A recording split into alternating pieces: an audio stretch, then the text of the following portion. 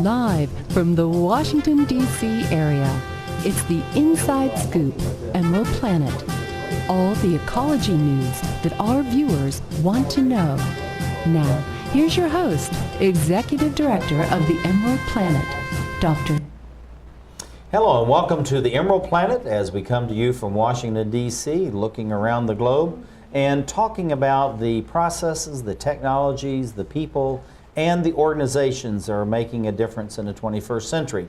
We're talking about Bethesda Green, the incubator that actually really focuses on various green organizations. And so we've been talking about some of the services and the different companies that actually come through these incubators. And now that's been so successful within this area around Washington, D.C., it's spanning throughout the United States and probably going abroad. But not only do you have the services and the trade among the various members of these green incubators, but also you have innovation that's coming out of these same organizations. And one of these we have Jim O'Brien, who's the president of Triea Systems. And Jim has a revolutionary, I guess we can call it a heat pump that's being used, but also you're doing things simultaneously. It's not like it's going to be doing the heating and then it's going to be doing the cooling. What you've done is that you're using the same power, as I understand it, and then you're doing both heating and cooling at the same time. That's right. That's right. Well, cooling is really just moving heat out of one space and into another, and generally extracting the humidity out of the air. This room we're removing the heat out of here, and we're probably letting it go up over the roof. And typically that's the way we do it the world around. There are a couple of systems out there, and mine's one of them, where we'll dump that heat into other useful places. Typically maybe a water tank so that you can have shower water, or you could use that water to wash dishes. Or really what you're doing as far as your Triea system is that you're trying not to waste anything. Correct. Use the power that you need to extract the humidity out of the air and produce something useful. And of course, as you know, many of the systems now we're actually extracting the humidity out of the air and use it for drinking water, filter it and all that. So looking at your system, we're going to put this first slide up here and talk a little bit about what it is you're doing. We're kind of going through these slides for our viewers. If we can bring up this first slide here in behind us and tell us a little bit about what we're actually seeing here, Jim. Which one are we looking at right this now? is the very first one. If we can bring the slide. There we go. Okay. It's not on my screen as far as I can just tell. look straight ahead. Oh, good. Oh, all right. Yeah, it is on your screen. That is an installation in Maryland. That is actually part of a very large warehouse. That is a very small system cooling a very large place. That's the equivalent of a medium-sized house air conditioner cooling a 40,000 square foot warehouse. Now looking at this, we're talking about the energy savings and to be able to manage a very large space. What are we talking about in the savings as far as the power is concerned? Because that's really one we want to be comfortable. But we also want to have savings as far as the overall cost. So what are we saving in a system looking like this? In this one, we've tracked it at over 60%. 60% reduction as far as the cost. In the electricity cost to cool the building. That is absolutely incredible. And that goes to the bottom line then of this organization actually managing this. Now looking at this, this looks like a bunch of chickens running around. Now, how does that relate to your system? Now, I'm saying that facetiously because it's a very real use. Well, some chicken farmers in West Virginia came to us and wanted to see what we could do for them. Their heating needs. On this side, we were just talking about cooling. On the heating side, chickens produce manure, and my system emulates a geothermal system. And we're going to use the manure to compost it to effectively move the heat from the compost into the chicken coop when it's needed. And that will be saving the farmer from needing to use the fossil fuels, whether it's propane or natural gas. And from a bottom line standpoint, they'll they'll eliminate $90,000 a year in costs. That is incredible, to take a farmer and add $90,000 back in, something where they can use and invest, because, it's low margins in all these agricultural operations anyway. But, looking at this, I want to stay with this particular slide. So what we're doing is we're actually taking something really up to now has been a pure waste, and all of a sudden it becomes a renewable resource. It does, and we get to get another step along the way in our process of removing the heat from the manure. We actually enhance the manure itself, and it becomes a more marketable product for the farmer. Whereas at one time he was getting $20 a ton if he could sell it. Now he has something that'll be able to sell for $30 a ton. But also, too, at the same time, Jim, what he's doing is extracting the heat out of that, going back in and moderating the temperatures, because when it gets too cold in these laying pens or for the boilers for meat, they actually stop either their laying or their growth. So it's very important to have this modulation as far as the temperature within these areas. Very exacting. They must have it when they need it. And so we have to be in a mission critical position for the farmer. We have to make sure we can deliver. This is incredible. Looking at this, this looks like some mini storage. So what are we talking about here? How does this work? That was associated with the first slide. That is the building. It's 200 feet by 200 feet by 20 feet tall. And it's being cooled with a 4.5 ton air conditioning compressor. That is incredible. Having been in the energy rating system, that's incredibly. So what would be if you were looking at just a conventional system, what size, how many tons of air handling would you need to be able to mimic what it is that you're doing with your technology?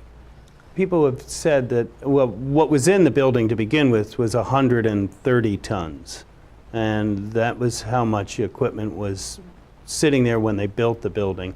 The use changed, and so I'm addressing that too. The change of use of a building is essential. It happens all the time now.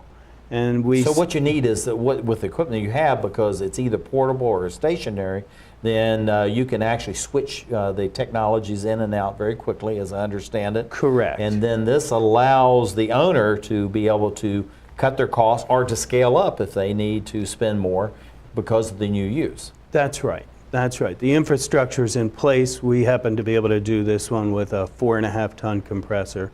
Might be that we'd use the same pieces and parts in the same building, and their use would change, and we'd say, we need 10 tons now. Oh, okay. So we'd put it in that way. Or maybe we can shift downwards. Okay. Well, looking at what we're looking at here, tell us something about the technology, how this all works together. And again, I like this notion as far as you'll be able to mix and match. It's almost the old plug-and-play concept. It is. How does that relate to your technology? It's all off-the-shelf equipment.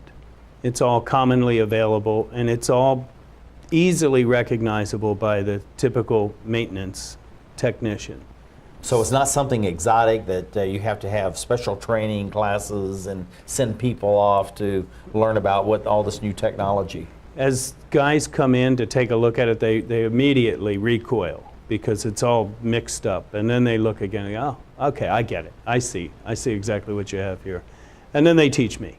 Okay. They show me a thing or two. Now, looking at the system, we'll just leave this as a backdrop here since this is all high technology kinds of things.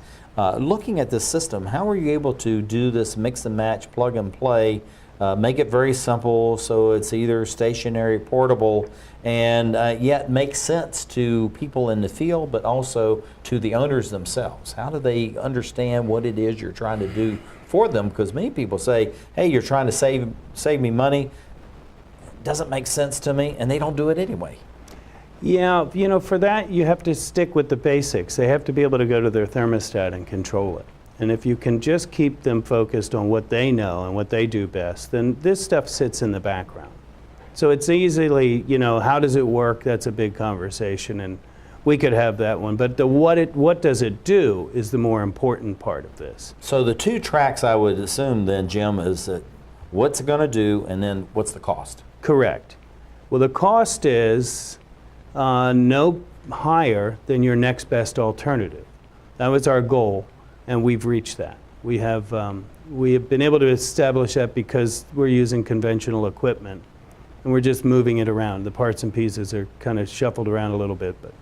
Now, looking at this diagram, this is quite complicated, and actually my associate host was working on this before, so we'll apologize for the band being in the middle of the slide here, but this looks very complicated. And how does this work, and how does this relate to your equipment, something this large a footprint? Well, the equipment is scalable, so we just match it to the job. And the whole idea, though, is when you do scale it and match it, make sure you do it for a lot less than conventional equipment would do the same thing. So you're looking at the illustration of 2 chicken coops. Chicken coops in America are 504 feet long and 42 feet wide. That's a lot of square footage. That's a lot of square footage, and they put a lot of chickens in there. And they need to keep them warm when they need to keep them warm and cool when they need to keep them cool. And so this is the project where we've decided to compost the manure and move the heat out of the manure pile into the coops as needed. And then because we have this system, it cools it like the large warehouse. We'll just switch it over to cooling in the summertime. Now, looking at this, because there are many people that actually watch this program into various animal production, and of course chickens is really big because that's a major protein in many developing countries, and we have a great audience in that area. What are you mixing into the manure? Because I know you're saying there's a value added to the manure. It goes in, you're extracting the heat out of that, goes back in to keeping them warm during the winter months, and of course many of our countries don't have winter months. But what are you adding to the manure so when it goes out to the farmer, goes onto the soil, it actually is enhanced and has higher value? Carbon. Okay. Carbon, and wood shavings, organics, farm cuttings, grass clippings, leaves, any of those kinds of things. Correct. Okay. So what you're doing then is you're taking something that's a pure waste and turning it into a valuable product. We're going to leave this up and we're going to exit out on this. And we have about 30 seconds. What are we looking at here, Jim? And what do you want to share with the audience? It's a flow chart, basically. It's just talking about how the machine tracks water, takes the cold to one side, the hot to the other side. But you're using solar to augment as far as Sure. coming from what's off the grid. Sure. And so you're again reducing cost. Correct. We can use solar thermal and solar electric to run the system. And we can use any sort of waste heat we need. I think it's absolutely fantastic. We'll have to explore this more in the future. Thank you for being with us as we create the Emerald Planet.